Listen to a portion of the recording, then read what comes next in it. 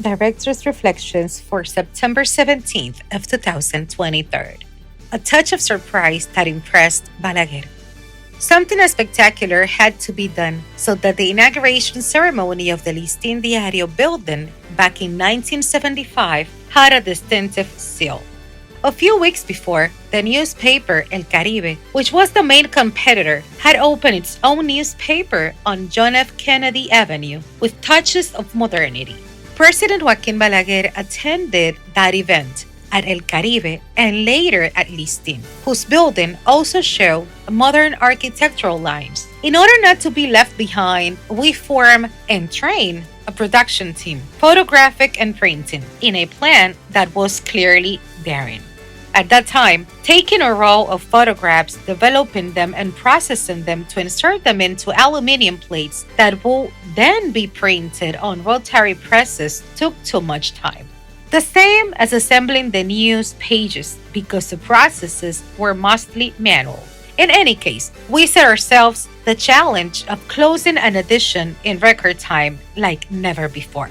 All the pages of the edition that would be dated the next day were ready in advance, awaiting only the cover and the inside that will review the opening ceremony.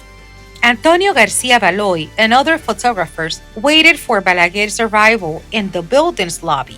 There, they took the official photo of the president with the newspaper's main adjectives. While Balaguer calmly toured some areas of the building, an episode caused the time measured for each station to take longer than expected. It turned out that while director Rafael Herrera was introducing each of the journalists lined up for better order, when it was my turn, he said to Balaguer, "This is the Banilejo, Miguel Franjul, who said today in a chronicle that his government has already exhausted the year's budget 4 months before the end." Balaguer immediately clarified that this was not exactly the case and began to offer an explanation. Neither stupid nor lazy, I asked permission to record his response in my notebook, which delayed the presentation of those who follow me in line a little. As soon as Balaguer resumed his tour, he quickly prepared a few paragraphs of his statement to insert them on the page that will contain the review of the event.